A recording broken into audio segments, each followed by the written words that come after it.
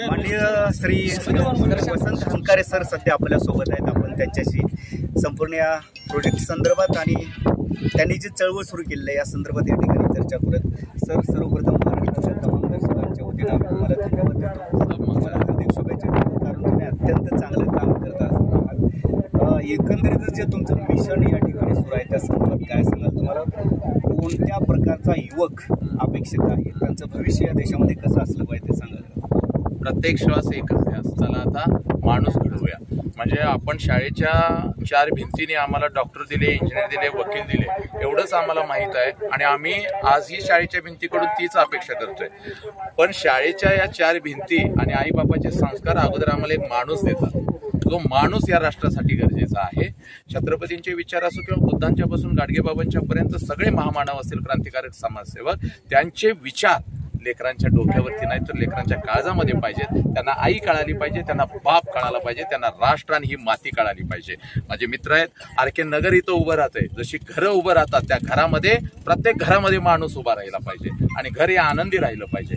यासाठी ही प्रचंड मोठी चळवळ आहे। आमच्या मुली असतील, या रणरागिणी आहेत, या वाघिणी आहेत, लक्षात घ्या, या आऊ जिजाऊ आहेत, या सावित्री आई आहेत। प्रचंड मोठी शक्ती त्या लेकरांच्या मध्ये आहे, एवढीच शक्ती आमच्या मुलांच्या मध्ये आहेत। तर हे सगळं त्यांच्या काळजामध्ये आम्हाला पेरायचं आहे। पुन्हा एकदा कुठं तर हरवलेला माणूस आम्हाला पुन्हा एकदा जागा करायचा आहे, जो आतमध्ये आहे। प्रचंड मोठी ताकद आहे, हे राष्ट्र प्रचंड मोठं आहे, याची फक्त जाणीव करून द्यायची आहे। थोडंसं विसरलेले आहेत या 21व्या शतकामध्ये, या विज्ञान युगामध्ये आई साहेब लेकरं थोडंसं विसरत आहेत, बस बाकी काही नाही। मिशन एकच आहे, प्रत्येक श्वास एकच द्या, चला आता माणूस घडवूया। पालक आणि पाल्य यांच्यामधला जो सुसंवाद आहे तो दिवसेंदिवस कमी होत चाललेला आहे, अतिशय कमी होत चाललेला आहे। याला पालकही जबाबदार आहेत। आम्ही फक्त मुलांच्याकडे बोट करतो, त्यांना दोष देतो। मुलगा जर माझा संभाजीराजासारखा पाहिजे असेल तर तेवढे ताकदीचा बाप पाहिजे।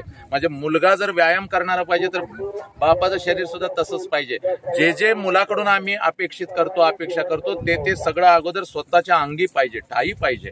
मी व्यसन करतो आणि पोरगा निर्व्यसनी कसं चालेल? नाही चालणार। त्यामुळे आई वडिलांच्याही खूप जबाबदारी आहेत। आई वडील लेकरांच्याकडे लक्ष देत नाहीत, शाळेमध्ये जात नाहीत, पालक मिटिंगला जात नाहीत, लेकरं काय करतात यांच्या अजिबात लक्ष नाही, कारण ते त्यांच्याच बरं त्यांनाही ताण आहे, तणाव आहे। पण या सगळ्या गोष्टीतून मनोरंजनाबरोबर मुलांचे संस्कार अतिशय महत्वाचे आहेत। मुलांच्याकडे लक्ष हे दिलंच पाहिजे आणि आई बापाच्या मिठीशिवाय, आई बापाच्या प्रेमाशिवाय, शाळेची ज्या 4 भिंती असतात त्या शाळेशिवाय मुलगा घडू शकत नाही। कौटुंबिक स्वास्थ्य जे आहे ते या धक्काबुक्कीच्या जीवनामध्ये कुठेतरी हरवत चाललेलं आहे, कमी होत चाललेलं आहे। याला शरीराला रोजचा 1 तास द्यायलाच पाहिजे। शरीराबरोबर मनाला 1 तास दिला पाहिजे। तुम्ही खाता भरपूर, तुम्ही जे शरीरावरती सगळं चाललेलं आहे, जे मन अध्यात्म तुम्ही विसरत चाललेला आहे, योगा प्राणायाम तुम्ही विसरत चाललेला आहे। त्यामुळं मी सरांना सुद्धा आता सांगणार आहे, इथं एक जिम पाहिजे आपल्याला, इथं एक मंदिराबरोबर एक ध्यान केंद्र सुद्धा पाहिजे, जिथं मनाची ताकद आणि मन आणि शरीर। आता कुटुंबामध्ये कसा आनंद मिळेल? संकट येणार आहेत, संकटाच्या शिवाय आयुष्य नाही आपलं। पण संकटांना पायाखाली घेण्याची ताकद ही मनाची आणि ही शरीराची असली पाहिजे। त्यामुळं पैशाबरोबर मन आणि शरीर याच्याकडे तुम्ही लक्ष द्या, तुम्ही आनंदी जीवन। तरुणांना काय सांगाल? तरुणांना हेच सांगतोय, तरुणांना बुद्धी 14व्या वर्षी संभाजीराजांनी बुधभूषणम लिहिला, पण 32व्या वर्षी संभाजीराजे मृत्यूच्या दारातून हटले नाहीत का? बुद्धी बरोबर मन आणि शरीर प्रचंड मजबूत होतं। आताच्या तरुणांनी शरीर मजबूत आणि मन मजबूत, आणि मग आपली विद्या तर आहेच, आणि संस्कार, आई बाप, राष्ट्र आणि आपला शिवधर्म। एक शेवटचा प्रश्न विचारू, कारण तुम्हाला गडबड फार झालेलं आहे। कोल्हापूरला व्याख्यान आहे सरांचं, प्राध्यापक राजेंद्र कोळेकर सर यांनी जतला एक व्हिजन दिलेलं आहे आणि त्यांनी हा ड्रीम प्रोजेक्ट जो आहे जत वाशांचा तो या ठिकाणी सुरू केलाय, काय सांगाल त्या संदर्भात? मी सरांना तेच सांगितलं की, आणि आजही व्याख्यानात मी ते सांगत होतो, मी यांच्याबद्दल येऊन सांगण्यापेक्षा तुम्ही स्वतःच्या डोळ्यांनी बघा, त्यांचा इतिहास बघा। आणि इथं मी त्यांना तेच सांगतोय की आता मंदिर तर होतंय, इथं एक व्यायामशाळा असेल, एक ध्यान मंदिर असेल, इथं जेवढी घरं होणार त्या प्रत्येक घरामध्ये माणूस घडला पाहिजे। घरामध्ये सासू असो, सासरा असो, आई असो, वडील असो, मुलगा असो, सगळ्यांनी आनंदी राहिलं पाहिजे।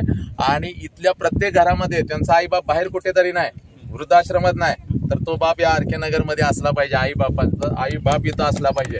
एवढं एक वेगळ्या विजनने हे तयार झालं पाहिजे। हा व्यवसाय तर आहे, सगळे व्यवसाय करतात, पण व्यवसायाबरोबर नैतिकता, व्यवसायाबरोबर जबाबदारी आणि व्यवसायाबरोबर या राष्ट्राचं, या मातीचं आम्ही काहीतरी देणं लागतो। या सगळ्या, आता ही माझी आई आहे, पहिल्यांदा भेट झाली पण मी आई म्हणतो।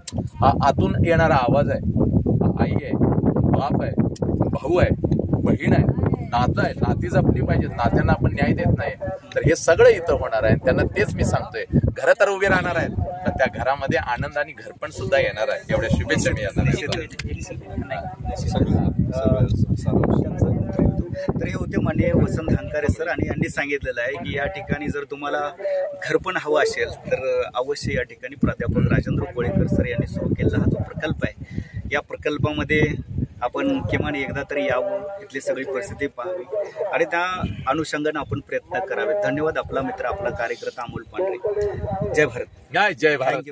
वाढवावे लागतील, त्याचा सगळीकडं सगळ्यांपर्यंत ते पोचवावे लागतील आणि त्याच्यासाठी हंकारे सरांसारखे नवीन तरुण आपल्याला, आपल्या महाराष्ट्राला, आपल्या देशाला आवश्यक आहे. ते इथं आले, ते बोलले आणि त्या सगळ्याचा आपण सगळ्यांनी विचार केला पाहिजे. नळी फुंकली सोनारे इकडून तिकडून गेले वारे असं व्हायला नाही पाहिजे. हवेच्या प्रदूषणाबरोबर कुविचारांचं प्रदूषण झालंय, ते प्रदूषण आपल्याला टाळायचंय आणि अतिशय पवित्र असं वातावरण आपल्याला सगळ्याला पुढच्या पिढ्यांसाठी निर्माण करायचं. जतच्या या सगळ्या वैभवामध्ये आरके नगरनं एक नवीन लोकांच्यासाठी आरके नगर, मी मगाशी येताना गाडीत बोलले, आरके या नावाला एक मागे एक वलय होतं, अजून पण आहे. आरके म्हणजे